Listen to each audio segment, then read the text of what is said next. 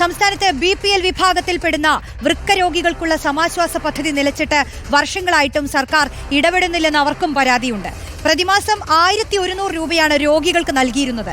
ധനസഹായ വിതരണം മുടങ്ങിയതോടെ പുതിയ അപേക്ഷകൾ സ്വീകരിക്കുന്നതും താൽക്കാലികമായി നിർത്തി. അവരൊന്ന് പറയുന്നത് കേൾക്കൂ. ഈ സമാശ്വാസ പദ്ധതി എന്ന് പറയുന്നത് രോഗികൾക്ക് വേണ്ടിയിട്ടുള്ള ഒരു ധനസഹായമാണ്. അത് ഒരു ഇടക്കാലത്ത് ഇതിൻ്റെ മുന്നേ എല്ലാവർക്കും കിട്ടിക്കൊണ്ടിരിക്കുന്നൊരു പദ്ധതിയായിരുന്നു.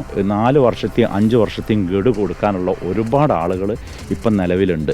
1200 രൂപയാണ് സംസ്ഥാന സർക്കാരിൻ്റെ പദ്ധതിയാണ്, ആരോഗ്യവകുപ്പ് തരേണ്ടത്. അപ്പോൾ ഇവർ പറയുമ്പം ഫണ്ടില്ലാത്തൊരു അപര്യാപ്തമാണ്. ഇപ്പം 2018 കൊടുത്ത ആളുകൾ ഇവിടെ കോഴിക്കോട് ഒരുപാട് കാര്യങ്ങൾ വന്നിട്ട് നമുക്ക് കൊടുക്കാൻ പറഞ്ഞില്ലേ, അന്നൊക്കെ ഒരുപാട് ആളുകൾ കൊടുത്തിട്ടൊന്നും ഇല്ല. അപ്പോൾ ഞങ്ങളെ സംബന്ധിച്ച് നമ്മളെ സംഘടന ഇവർക്ക് വേണ്ടിയിട്ട് ഒരുപാട് പ്രയത്നിക്കുന്നു. പക്ഷേ ഒരു രക്ഷയില്ല ഇപ്പോഴത്തെ അവസ്ഥ.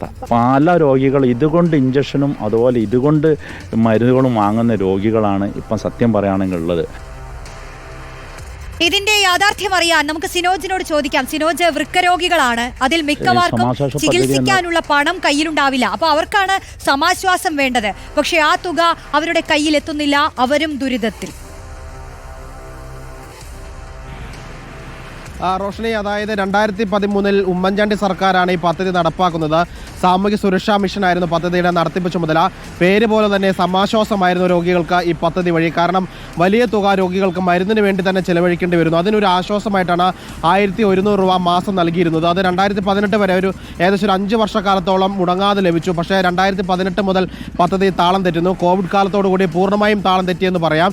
പുതിയ അപേക്ഷകളൊന്നും തന്നെ സ്വീകരിക്കുന്നില്ല. 9000-ഓളം രോഗികളാണ്, അതായത് BPL വിഭാഗത്തിൽപ്പെടുന്ന മാസത്തിൽ ഒരു തവണയെങ്കിലും ഡയാലിസിസ് ചെയ്യുന്ന വൃക്ക രോഗികൾക്കാണ് ഈ പണം നൽകിക്കൊണ്ടിരുന്നത്. അത് വലിയൊരു ആശ്വാസമായിരുന്നു. പക്ഷേ ഈ കോവിഡ് കാലത്തിന് ശേഷം ഏറെക്കുറെ പൂർണ്ണമായും പദ്ധതി നിലച്ചിരിക്കുകയാണ്. ഏതെങ്കിലും ഓണക്കാലത്തോ അല്ലെങ്കിൽ ക്രിസ്മസിനൊക്കെ തന്നെ ചെറിയൊരു തുക നൽകുന്നത് ഒഴിച്ചാൽ ഈ പദ്ധതി പൂർണ്ണമായി നിർത്തിയെന്നാണ് രോഗികൾ പറയുന്നത്. അതോടൊപ്പം പുതിയ രോഗികൾക്ക് അപേക്ഷ നൽകാൻ കഴിയുന്നില്ല. അപേക്ഷ കൊടുത്തവർ തന്നെ 2018 മുതൽ അപേക്ഷ നൽകിയവർ തന്നെ ഈ പദ്ധതിയിൽ അംഗങ്ങളാകാൻ കഴിയാതെ ദുരിതത്തിലാണ്. അതുകൊണ്ട് തന്നെ ഈ പദ്ധതി വീണ്ടും പുനരാരംഭിക്കണമെന്നാണ് രോഗികൾ പറയുന്നത്. കാരണം അവർക്ക് വലിയ രീതിയിൽ ജോലിക്ക് പോകാൻ കഴിയില്ല.